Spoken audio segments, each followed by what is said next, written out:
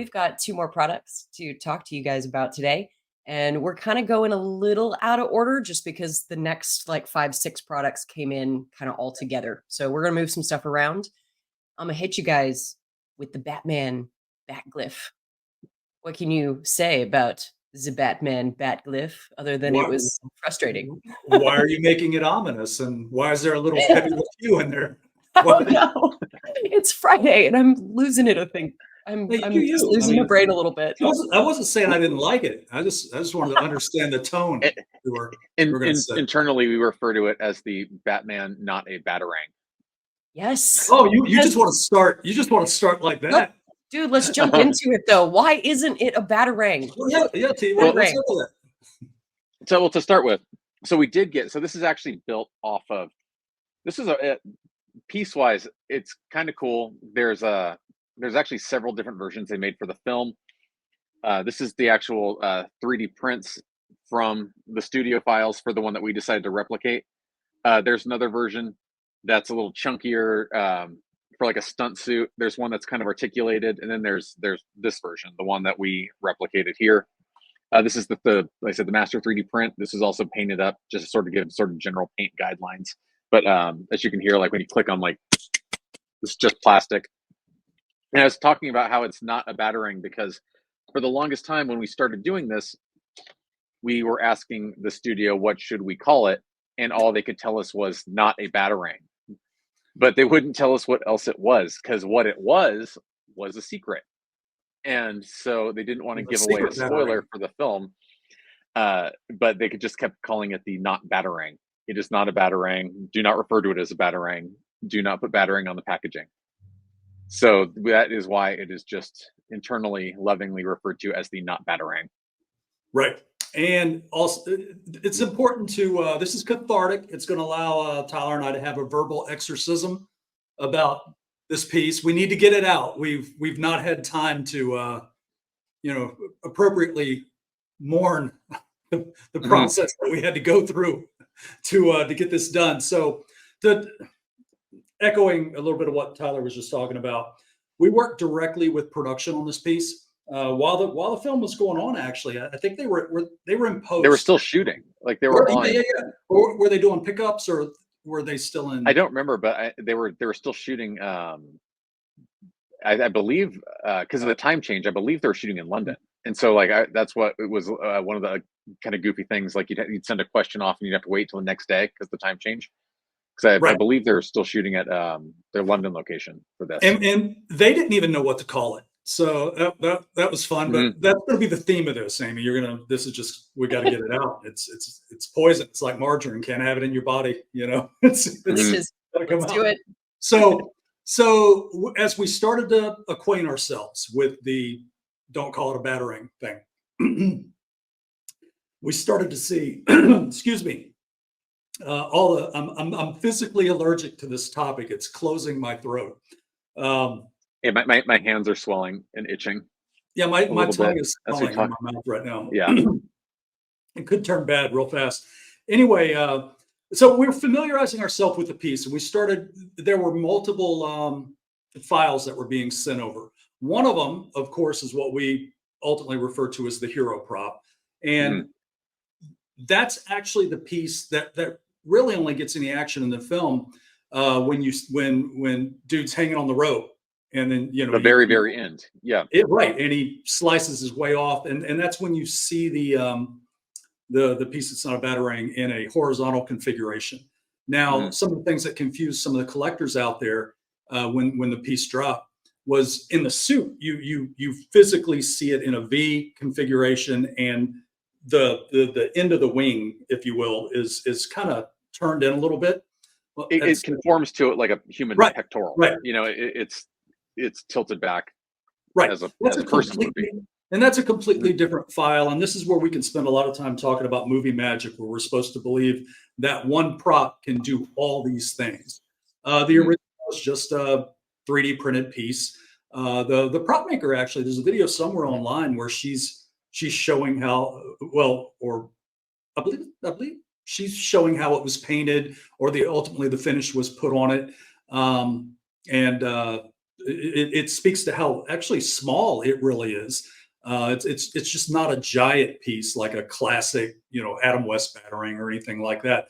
But it's so techy looking. It's got little faux buttons and knickknacks on it that I wish we got to see him do something. It would have been awesome, because the idea as it was explained to us was this was going to be kind of like a techie little self-made utility knife of sorts. It was to do multiple things, and that's why they were trying so hard not to call it a battering. Yeah. And I'll go ahead and say the word. They started calling it a glyph, so refer to it as a glyph. And but Tyler and I couldn't let that go. Still can't let it go. It's a thing that's just, don't call it a battering. Anyway, so the goal was whatever we were going to replicate, we wanted it to be what you primarily see in the film.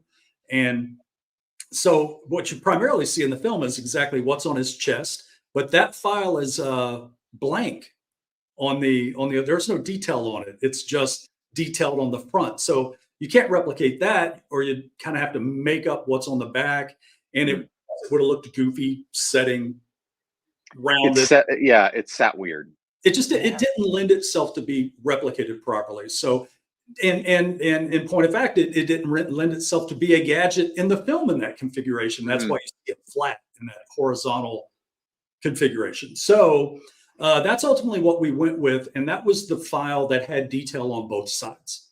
So they wanted that to be the hero piece, because the file called out all this detail on the front, all this detail on the back. So our choice was, when we went to replicate it, are we just going to print it? Are these going to be resin and we're going to paint them up? And is that going to be our jam, for this project? Or are we going to try to do something cool with it and make it what it would have been in the real world and in metal? So we did that. We chose to replicate it in metal. And then how are we going to display it? Are we going to do it in this fixed horizontal configuration where it does nothing? Or are we going to put try to make it the V that you see in the suit, and the piece will come together? The hero prop actually did have a bit of a one version of it did, because again, with movie magic, it takes a lot of different props to recreate. There were a lot of versions. Where insert this, insert that, and then make it look like it's doing a lot of things. And we would have to put them together too, to ask the studio, like, well, because different versions have different, like on some versions, some of these edges are a lot smoother, and we would send these questions like, hey, check out the trailer. Like, how come the file you send us has this, but like this version is clearly this way? Like, which is the correct version? Why, some of them have like the clip-ins here, it's flush, but then there's this file, which became the Paint Master, where it's not flush. But then this doesn't make sense because the piece clearly connects there, but it can't because it has these weird little hinges. And yet it's right. Yeah. And so, but also at the same point, like they were all right. Like they were all right, but they weren't all. They didn't all make sense, like right. in the physics of the real world. With Tyler and I both being prop makers, we want the engineering to make sense, and sometimes even we forget that it's a movie, guys. It's not a real, Batman's not real, and neither is the thing that's not a battering. So there were all these different takes and sculpts on it. So the goal ultimately, again, was find at least what is practically being used as a prop in the film, and how we're going to bring it together. So sure, if we did it in plastic, we could have put a fake hinge on it, and it would have just been stuck in that static V. We could have also we could have permanently mounted it in a shadow box and showed that little. It really just looked like a cut picture hinge, little corner bracket that they shoved in there and kind of in a utilitarian sort of way made it work to hold it. It wasn't pretty, is the best way. That was the thing too. We decided to, like, it just was. It didn't add anything to it. It kind of just made it look. It made it look worse. Right. And then I think the single most important thing about the original prop is the 3D file prints it it's in two pieces. This thing was, although we don't see it used this way in the film. Yeah, I mean, this is it. It's right. This is the 3D file. and clearly, if you hold those like karambits, you know, Yeah, it looks like knives. I I think that's, if I had to hazard a guess, I think that's the direction they. Hopefully, we see them used that way in another film. I don't know if we will, but clearly somebody was thinking it through that this thing could become two pieces. So we wanted to keep that while also allowing people to join it together. So that's how we get to, this is where I don't have one here, guys. Does somebody have one of ours, one of our metal ones? Yep. So what Amy's got there is one of in we'll try to get some This is pictures of that. fun. I can actually see that pretty good.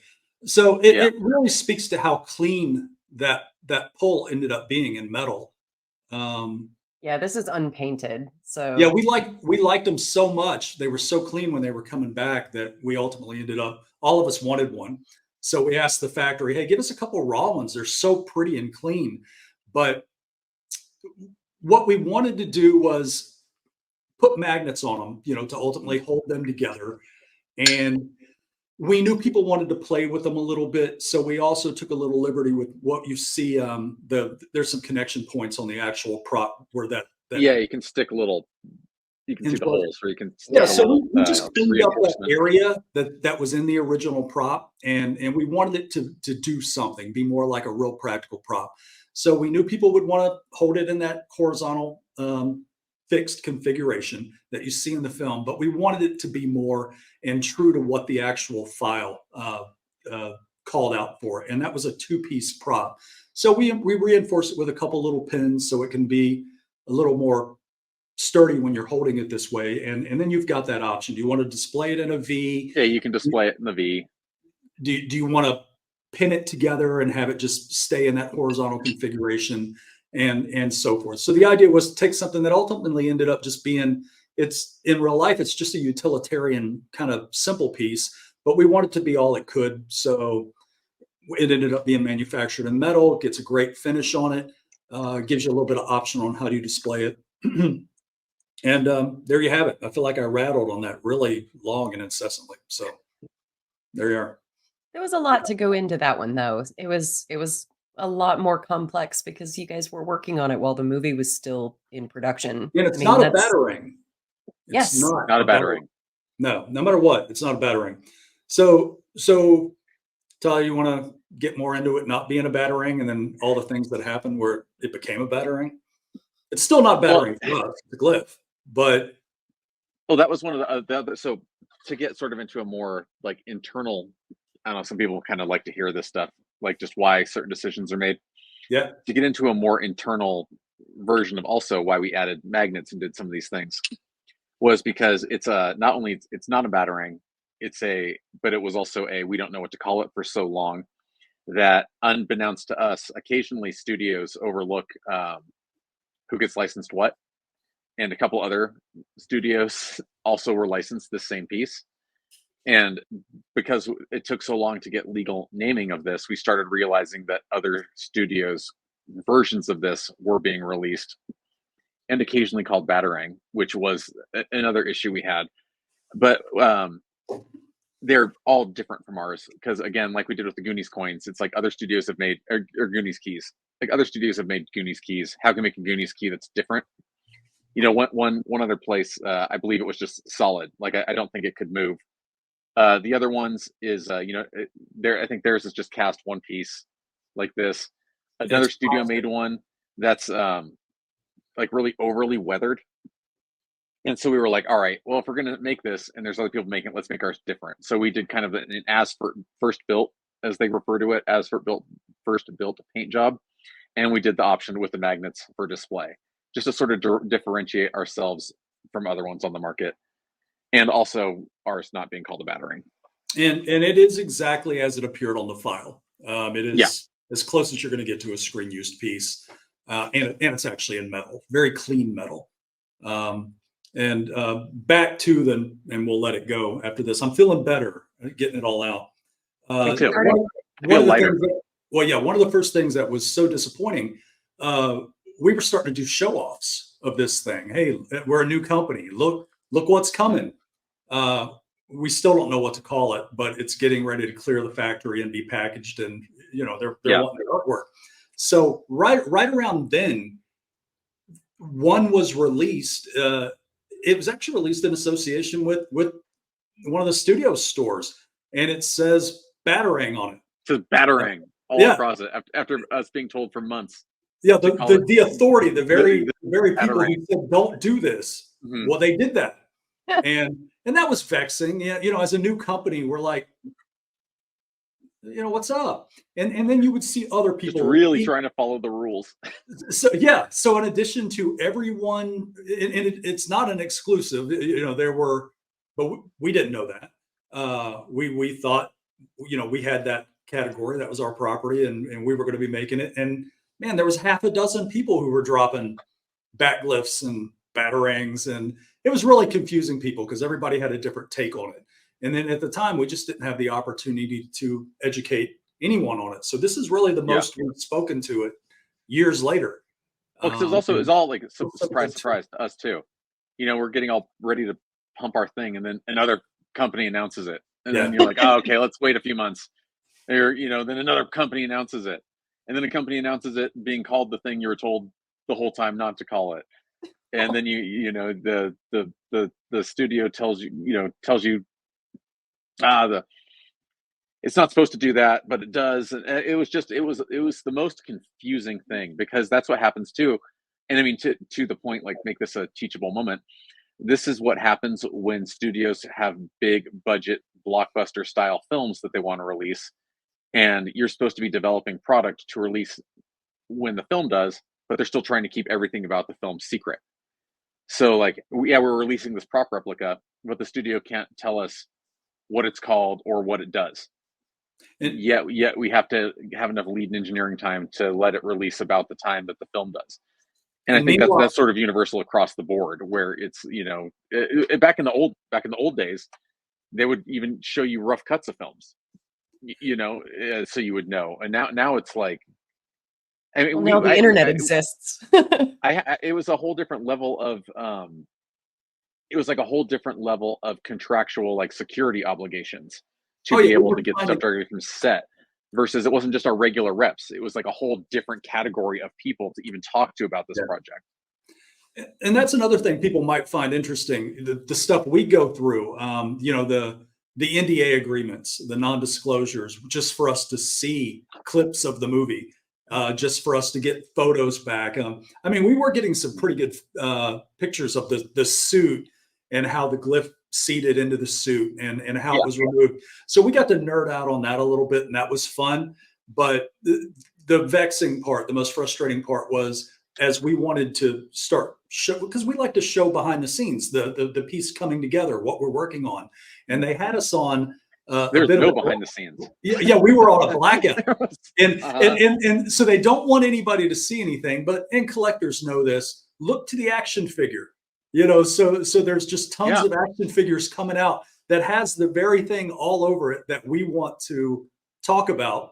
And we're getting wagged. I forget what came out like super early. It was either like the Lego set or like a Hot Wheel.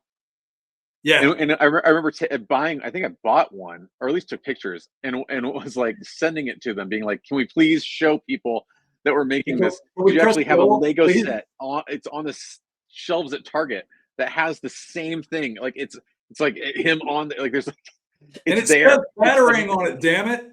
That batter like also complete with Batarang. If you look at the logo of Batman, like the glyph is in the logo of the film. I was like, can we just please, like, it's everywhere. Like, everyone's showing this. Can we please show it?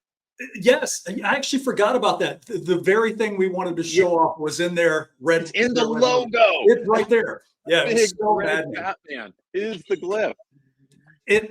So there you go, Amy. The prop ended up really nice, but it is actually my least favorite thing we've ever done, because the experience was just so brutal. It's I don't know if it's my least favorite, but I can't think of one I disliked more right now. And I don't dislike it for any of nothing to do with it. It's just not disliking the end. Right. Mm-hmm. The experience just soured it for me. The end product's really cool. Like it's actually it's neat.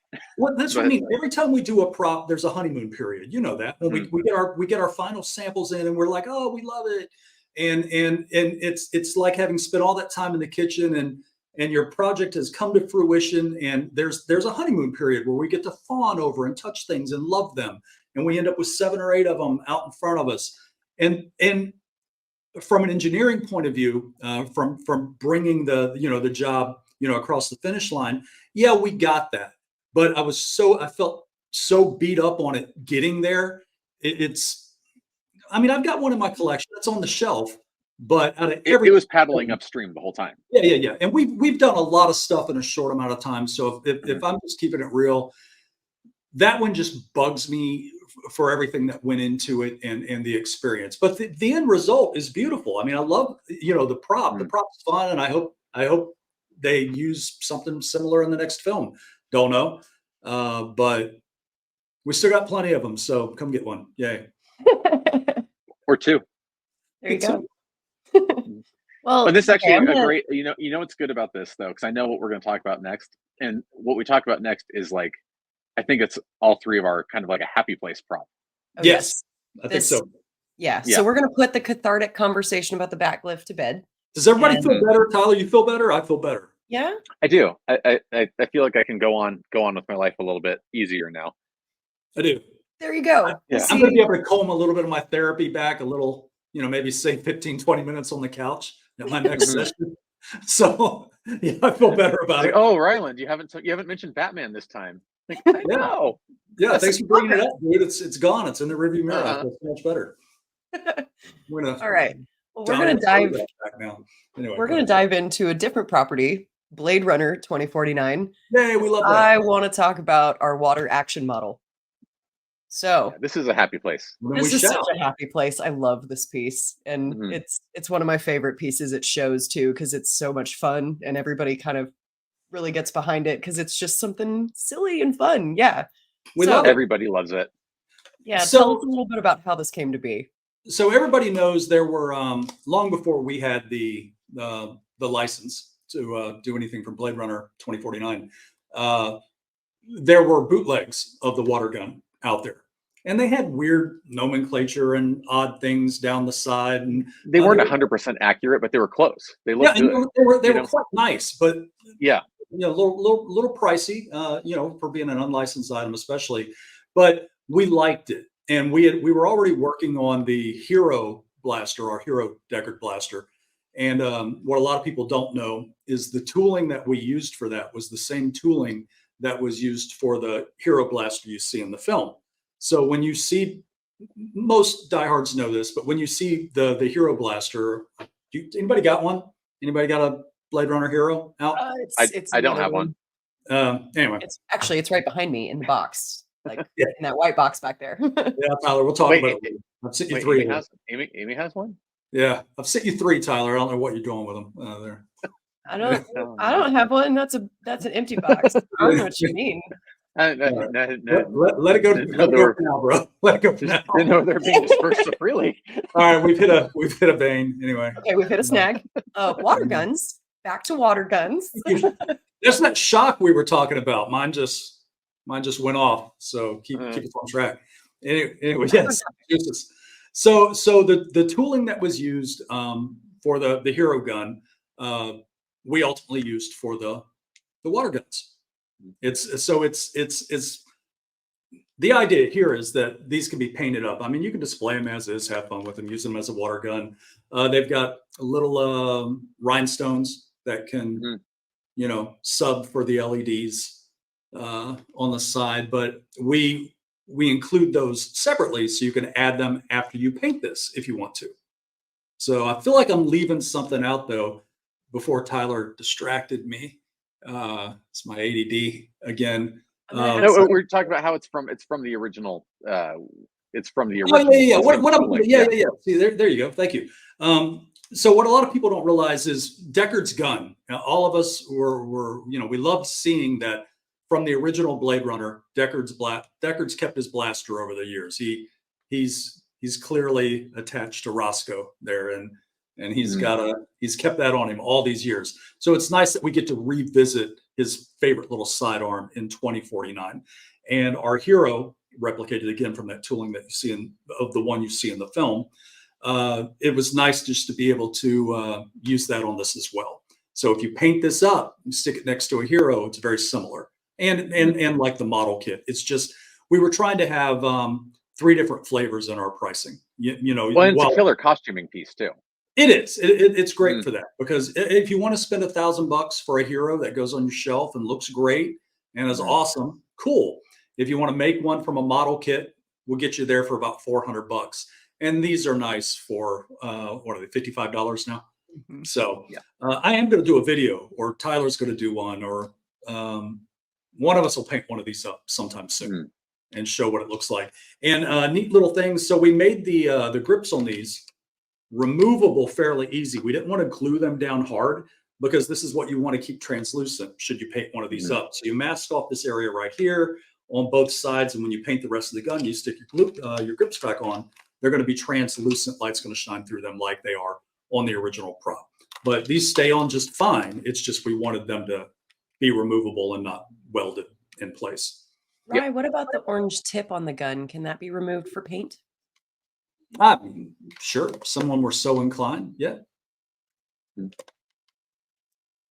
We, of course, and some people kind of talk about that stuff. Amy, and want to put that on there should these end up in retail establishments. Yeah, exactly. So, there you go. Because we do get asked that sometimes, like what's with the orange tip, and that's not us. That is the law. There's no. We've tried so many different ways to, like, can we do it this way? Can we do it this way? And it's just no. And there's a lot of different things. Is it a model kit? Is it built? Where it's going to ultimately be sold? What's its point of purchase? Where's it going to be offered? So we know, like, our heroes are, direct to customer from us, that sort of thing. It's not the kind of thing you're ever going to see in Walmart or Target, that sort of thing. But these, the idea was, they'll see broader distribution in stores and that sort of thing. And we just wanted to make sure everybody was comfortable with that. And although it's technically, we sell this as for adults, it's not for children or anything like that. So all that said, what we call it, a water action model or a blaster. People ask us, what does that mean? Yeah, go ahead. There's actually some stuff there. So go ahead. Yeah. So it's a bigger answer to a smaller question, but one of the things that Rylan and I have always really geeked out on is vintage rack toys. Oh yeah. So we've always loved, like, vintage rack toy packaging, just how absurd thing. Like, we always talk about, like, the helicopter parachuting Planet of the Apes monkey, like, just how absurd. Yeah, we love that. And it makes no sense whatsoever. Makes no sense. And so when we were doing the packaging for this, we were kind of like, this kind of has like a rack toy vibe. So let's kind of like rack toy out the packaging a little bit. It's an official product, but let's give it kind of that, like, that packaging that's meant to, like, be put on a rack in a grocery store to get someone's attention. It's like colors and just kind of like patterns, and it's just there. And we kind of wanted to, and for 2 reasons, we were like, what should we call this? And we didn't just want to call it a water gun for a lot of reasons, because like, you put gun on anything, it starts getting gray waters, including but there's nothing else you can call like a water gun. It's like water gun, squirt gun, water pistol. Like, everything was just like pew pew. And so we were like, let's think of kind of like a rack toy-y name for it, kind of just something that they would put on one of these absurd things. And so we're like, water action model. And then it just kind of stuck. And so we thought because it's a water action model. And so we just thought it was kind of like a fun, quirky name for something that also kind of wasn't like aggressive, like pistol, gun, blaster, And that leads into the coupon on the back, where the back of the card ends up doubling as the certificate of authenticity. Yeah, so we have like a little cut. Yeah. As both of us simultaneously do that. We really had fun with it, and that's exactly how when we originally were talking about it, we were like, let's do all that. And because we're like, let's put the COA on the back. And then one of us was like, oh, let's put the little dashes around it. And then everyone's like, oh, put a little scissors on it. Yeah, like we're just normal people having fun, like also, and a shocking amount of our conversations are like that. We're like, oh, let's try this. Yeah. Yeah. It's Uh, it's a lot of that. yeah. It's just that. But they also, we didn't want to stick $55 water gun in a bag, Yeah. so the No, plant no. shell actually protects it. And again, these are good options for guys who, for whatever reason, like I said up front, if we get it. Not everybody's got $1,000 to spend on something like that. So Yeah. we make it a little more approachable, a little more accessible by it's kind of cool to take that tooling, of that hero. And again, when you stick them side by side to see how close they are, it's only limited by, how well you can build a model. I mean, you can have a really good looking Deckard blaster with that and, $10 worth of craft paint and brushes. If that was your jam and you just wanted something, you just wanted like a shelf decoration that didn't set you back a ton, or you Yeah, just want to, cosplay cosplay piece, it. whatever. Yeah. But again, a fun item, like we were saying up front, as opposed to the Glyph. This one we really had a lot of fun on. It just came together quickly. Yeah. Our Levity reference, to it too. we didn't have to spend any time really on reference material. We had already had all that. So it just came down to packaging. And again, back to Rack Toys, just so in love with those as kids. We might have to do a thing with our just personal collections one day, Tyler, where we share some of the Rack stuff. And Oh yeah, there. Oh, there he goes. Yep. You started, right? He starts climbing the shelf. Yes, the Mr. Although, T. so although that's the coolest thing in the world, it's technically not a Rack toy. Now Not technically a Rack toy, but in just showing how much we do love absurd things.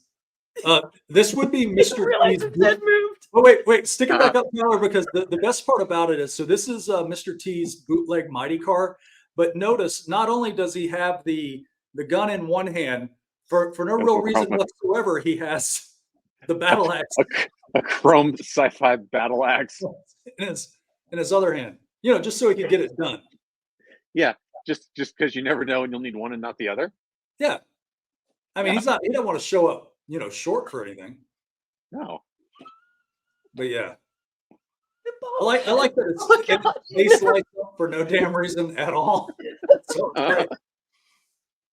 you showed me that so many times, and I did not know that the head moved. Yeah, now he's in like a little turtle position. Well, yeah, he's well, now I have to turn him off and on real quick to get his head back to where it's supposed to be. There we go. Proper display. Oh my God, awesome. You guys. Yeah, we can't break me like that in the middle of a video. But yeah, that was our company mascot for unofficial company mascot for a while. He got us through the day. If we were having a hard time and we needed a smile, Mr. T showed up, took care of it. Yeah, just as he did when we were children. Yeah, he was an in-house therapist getting it done. That man just cares. He does. He's a loving man. But yeah, a lot of those old Rack toys, and then you can segue into some of just the ridiculous. What's the one we always talk about? The Mr. Spock helmet with the red, or just the red siren on the top. It just says it says Star Trek helmet, and it's just a hard hat with a siren on top. It says Spock on it for no reason. There's the Adam West squirt gun where he's bent over, and you pull the trigger and the water squirts out his mouth. Oh yeah, that's a real famous one. Yeah, that sounds so phallic. And then and of course we all remember Spider-Man's dune buggy in the comic books. The Spider-Man dune buggy. Yeah, that was great. But I used to love those old Superman's helicopter. Yes. Superman parachuting Superman. Just in case. Yep. just in case he ran out of juice. Yeah, those are great. Anyway, sidetracking, but yeah, back to the Blade Runner gun. So, you got anything else on the water model there, Amy? Did you guys know that we ruined the video again? Have we done it again? Have we ruined another video? We did ruin. I wanted to ask if you guys knew that we now it's back. Yay! Yay! I'm sorry. Oh my God, I'm gonna break every time you show me that again. Did you know that Sean and Rhonda and I call the water guns the whams? The You Wham. know what? I think that's what we have on the box. Like I think that's our shipping notification for it. Yeah, because Oh yeah. that harkens back to don't put monkey paw on the side of boxes. Uh-huh. Well, and Rhonda and And I, our when love of 80s bands. Yeah, yeah. well, and when Rhonda and I were talking about it, water action model over and over and over again was just too much to say. So when we noticed it was Wham, Rhonda said, like the band, and Huh? it stuck. And so yeah, We we've did that just called for them you guys. Whams ever since. Yeah, we all love George Michael.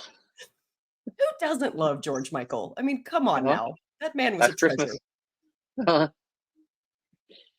That Christmas Okay. song will make you sad at Christmas time. Truth. Originally an Easter song. Mhm. Really? That's for a whole different video, though. Really. Yeah, we're gonna have to have some videos like that because I need to know how you know that, why you know that. He That's for another don't buy video, it. Amy. It's don't buy it. It's a ruse. It's Well, don't. fine.